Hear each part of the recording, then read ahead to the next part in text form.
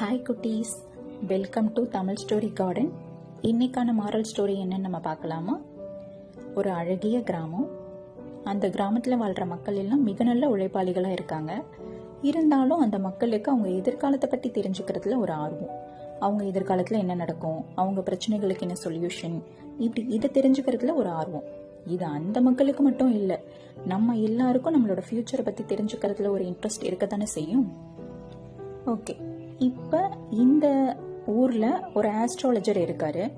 அவர் வானத்தில் தெரிய ஸ்டார்ஸை பார்த்து அதை கால்குலேட் பண்ணி மக்களோட எதிர்காலத்தில் பற்றியும் அவங்க பிரச்சனைகளுக்கான சொல்யூஷன்ஸையும் சொல்கிறாரு.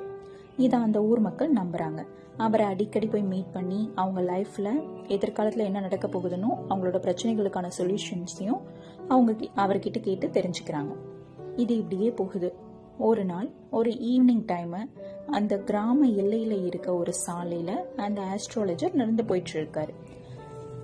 ஈவினிங் டைமாக இருக்கிறதுனால ஸ்டார்ஸ் தெரிய ஆரம்பிக்குது. வழக்கம் போல் இவர் கால்குலேட் பண்ண ஆரம்பிக்கிறாரு. கால்குலேட் பண்ணும்போது இந்த ஊருக்கு ஏதோ பெரிய ஆபத்து வரப்போகுது, இதை நம்ம மக்கள்கிட்ட முன்கூட்டியே சொல்லிடணும், இப்படி யோசிச்சுட்டே நடக்கிறாரு. இவர் ஸ்டார்ஸ் மேலேயே கவனமாக இருந்ததுனால நிகழ்காலத்தை கவனிக்கலை. அவர் பாதையில் என்ன இருக்குன்னு அவர் பார்க்க தவறிடுறாரு. அவர் போன வழியில் ஒரு சேரும் சகதியுமா இருக்க ஒரு புதுக்குழி இருக்கு. அதை கவனிக்காம அதில் தவறி விழுந்துடுறாரு. அவர் எவ்வளோ முயற்சி செஞ்சும் அதுல இருந்து அவரால் வெளில வர முடியல. கதறி அழுறாரு. சத்தம் கேட்டு அந்த ஊர் மக்கள் ஓடி வராங்க, வந்து அவரை காப்பாத்துறாங்க. இன்னும் ஒரு சில மணித்துளிகள் ஆயிருந்தாலும் அந்த ஊர் மக்கள் வராம இருந்திருந்தா அவர் இறந்து போயிருப்பாரு. அந்த ஊருக்கு சரியான எதிர்காலத்தை கணிச்சு சொன்ன அந்த ஆஸ்ட்ராலஜரால தன்னோட எதிர்காலத்தை சரியா கணிக்க முடியல.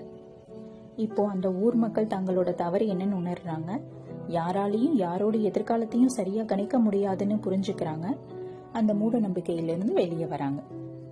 இப்ப இந்த ஸ்டோரியில நமக்கான மாரல் என்ன அப்படின்னு பார்த்தோம்னா, நாம எல்லாரும் நம்மளோட ஃபியூச்சர்ல ரொம்ப ஹாப்பியா இருக்கணும்னு ஆசைப்படுறோம். அதுக்கு நம்ம செய்ய வேண்டியது எந்த மூட நம்பிக்கையிலும் மூழ்கிடாம நம்ம ப்ரெசன்ட் லைஃப்ல பேலன்ஸ்டாகவும் கவனமாகவும் இருக்க வேண்டியது தான். தன்னம்பிக்கை, பொறுமை, விடாமுயற்சியுடன் கூடிய உழைப்பு, இந்த 3 விஷயம்தான் நம்ம எதிர்காலத்தை சிறப்பானதாகவும் மகிழ்ச்சியானதாகவும் மாற்றும். இந்த ஸ்டோரி உங்களுக்கு பிடிக்கும் நம்புறேன் கிட்ஸ். நாளைக்கு ஒரு நல்ல மாரல் ஸ்டோரியோட நான் உங்களை மீட் பண்ணுறேன். இது மாதிரியான நிறைய ஸ்டோரிஸ் கேட்கறதுக்கு எங்கள் சேனலை ஃபாலோ பண்ணுங்கள். தேங்க்யூ.